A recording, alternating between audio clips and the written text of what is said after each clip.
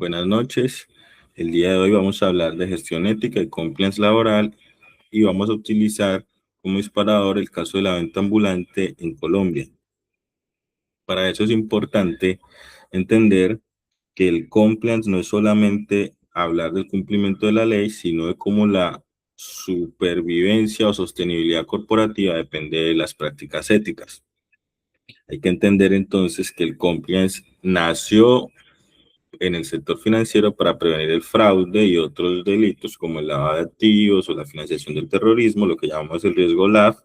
y proteger el capital. Sin embargo, el presente nos exige un giro de 180 grados en lo que tiene que ver el cumplimiento desde otra óptica.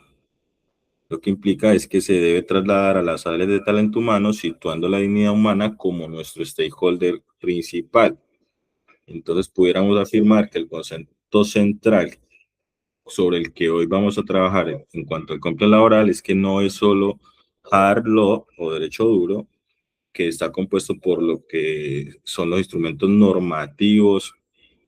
que normalmente conocemos como constitución, códigos, decretos, resoluciones, leyes, sino que también es ir un paso más allá en las prácticas corporativas, en lo que tiene que ver en la adopción proactiva de estándares éticos y directrices desde la OIT, que conocemos como soft law o derecho blando. Entonces, en ese contexto, nosotros podríamos hablar de que hay una fractura laboral, ya que en Colombia operamos sobre un pilar legal robusto. Tenemos un bloque de constitucionalidad que fundamenta el Estado Social de Derecho y el Código Sustantivo del Trabajo y otras normas que garantizan mínimos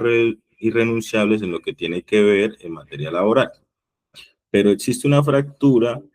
a partir del uso histórico de prácticas y estructuras oscuras que trabajan desde la tercerización simulada o la informalidad para evadir cargas prestacionales. No falta en el año, en las noticias, ver datos del DANE frente a lo que es el desempleo, el empleo formal y sobre todo un fenómeno crítico como el empleo o la informalidad. Entonces, en ese caso, en ese contexto, es importante el rol, en esa fractura es importante el rol del Ministerio del Trabajo, el cual tiene la potestad de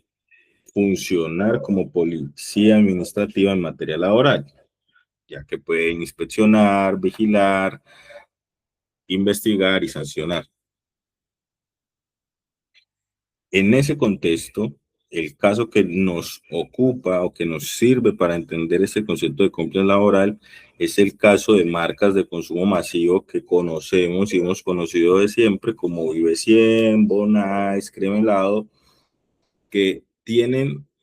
una base de vendedores ambulantes muy amplia. En la denuncia, liderada por un grupo de abogados, obviamente recogiendo esas necesidades, inquietudes y dolores de trabajadores y trabajadoras,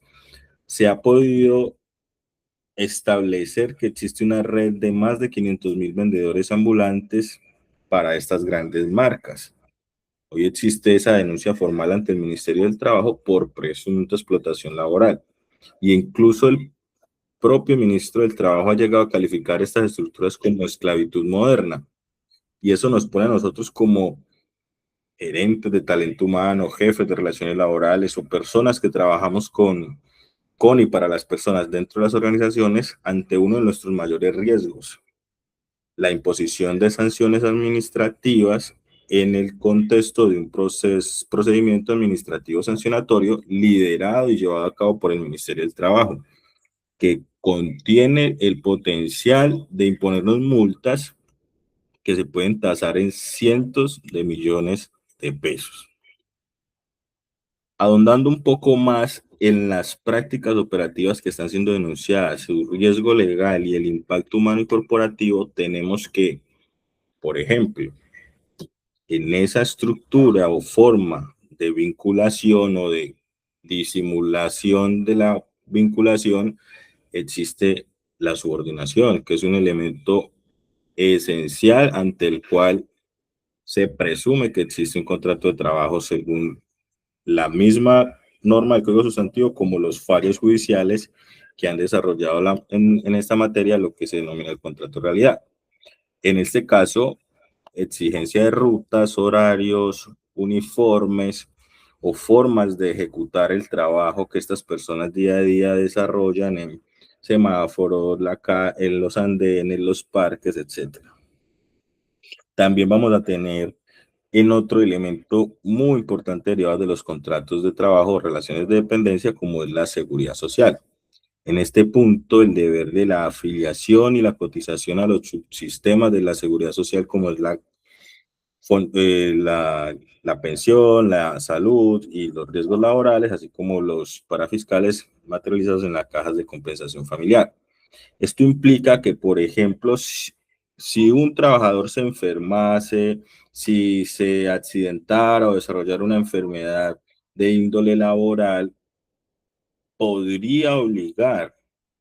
a un empleador o a una marca de estas a asumir el rol que deberían terminar asumiendo estas entidades por falta de afiliación, ¿cierto? Eso puede materializarse en el caso de las prestaciones económicas que podrían pues que tendría que asumir un fondo de pensiones, como pensiones de vejez, invalidez o muerte, o pues de sobrevivencia. Pero también en el caso de la ARL y la EPS en el pago de incapacidades y también de las pensiones o indemnizaciones que se pueden derivar de las ARLs, así como las eventuales sanciones que podría imponer una entidad como la UGPP en la vigilancia de lo que tiene que ver con las cotizaciones. También uno encuentra o también se encontró o se puede evidenciar en esas denuncias que la mayoría de estas personas que están en estas situaciones son población vulnerable. Se ha encontrado presencia de menores de edad y de adultos mayores en estas redes. Y esto dispara el impacto humano y el reproche constitucional y reputacional frente a este tipo de prácticas. Entonces, si hiciéramos una síntesis a modo de diagnóstico de las posibles impactos o dimensiones en las que puede impactar esta práctica histórica que han tenido este tipo de marcas bajo este modelo, podemos evidenciar que hay una importantísima y urgente, y es la posibilidad de imposición de multas costosísimas por parte del Ministerio del Trabajo, las cuales hay que aclarar, usted es sancionado por el Ministerio del Trabajo, el empleador es sancionado por el Ministerio del Trabajo, paga la multa, pero el problema igualmente lo tiene que solucionar con los trabajadores. Entonces, es un costo que hay que tener medido, que hay que tener analizado y evidenciar los riesgos que esto implica en la sostenibilidad financiera de un negocio. En cuanto al pasivo laboral, tiene que ver con la acumulación de potenciales demandas exigiendo salarios y prestaciones retroactivas sumadas a las sanciones moratorias, por ejemplo, como la del artículo 65 del Código Sustantivo, que establece que en contextos en donde se pueda establecer mala fe, como lo es una práctica institucionalizada como la que estamos describiendo, podría implicar que un juez laboral declare la obligación de pagar un día de salario por cada día de retraso en el pago en liquidación y pago de prestaciones sociales. Y en lo que tiene que ver con el daño reputacional, es la pérdida de valor de la marca, la fuga de inversionistas al encontrar la violación de pactos internacionales de la ONU, de la OCDE, de la Organización Internacional del Trabajo. Entonces eso pone presente que el compliance o cumplimiento es una necesidad de este tipo de organizaciones, ya que le permite, a través de la implementación de programas integrales, eh, impactar de manera estratégica, corrigiendo vulneraciones, frenar contingencias legales que se están presentando y en el largo plazo rediseñar el ADN organizativo de la fuerza de ventas. En lo que tiene que ver para el alcance de este video, nuestra propuesta en este espacio es modelo integral de compliance que tiene 3 fases. Su fase 1 es lo que tiene que ver con la contención, es decir, abarca lo que tiene que ver con los primeros 6 meses donde se debe impactar de manera vehemente las denuncias que ya hay en curso. Para eso se pueden desplegar algunas estrategias que tienen que ver con la eliminación inmediata de las cuotas y rutas obligatorias para desactivar ciertos indicios de subordinación, así como implementar un plan de choque de seguridad social y retirar de la operación a menores de edad. También estableciendo mesas técnicas de diálogo con el Ministerio del Trabajo para de pronto analizar la posibilidad de hacer acuerdos de formalización laboral que limitan el alcance de las eventuales sanciones administrativas que el ministerio pueda llegar a imponer. En una fase 2 podríamos hablar de institucionalización, esos 6 a 18 meses, en donde el protagonista es la figura del compliance officer laboral, que básicamente sería un líder autónomo que puede constantemente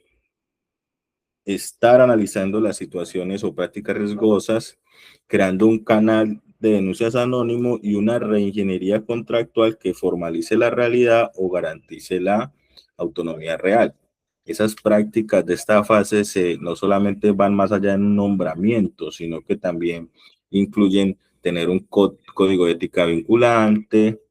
y tener en todos los niveles de la organización y sobre todo en los más críticos, un análisis detallado constante de las situaciones que pudieran estar colocando en riesgo el cumplimiento laboral de la compañía. Y luego en la fase 3 podríamos hablar de sostenibilidad que va más allá del año y medio, los primeros 18 meses. Y es buscar tener certificaciones globales en los que den cuenta que estamos transformando la ética en una ventaja competitiva y de retorno de la inversión a partir de la medición del impacto social, la capacitación cultural de la integridad, auditorías externas e independientes que permitan dar cuenta de cómo esas prácticas han ido cambiando en el tiempo desde un enfoque de mejora continua para que en el largo plazo esto que hoy nos pone esas denuncias administrativas y potenciales demandas no se vuelvan a presentar. Como pueden ver, en la fase 2 aparece una posición que es demasiado importante y puede ser que se deba crear si no se tiene, pero también es importante entender que puede ser un reenfoque de algunas posiciones que ya existen en los equipos de gestión humana, que es esa visión de Compliance Officer Laboral, que es el eje que puede llegar a conectar al Ministerio del Trabajo, el área jurídica, el área de recursos humanos, para neutralizar desastres antes de que ocurran, desde el punto de vista de la prevención y de ser aliado estratégico del negocio, ya que blinda de seguridad jurídica y de sostenibilidad financiera las actuaciones de la empresa en materia de gestión de personal y en materia laboral. ¿Esto qué nos lleva a decir? Y es que la rentabilidad no puede construirse a costa de la dignidad de los más vulnerables, ya que en un contexto de gestión estratégica del talento humano, no se limita hoy a la nómina directa, sino que debe abarcar toda la cadena de valor, porque sobre todo hay que pensar que gestionar el talento es gestionar la dignidad. Muchas gracias.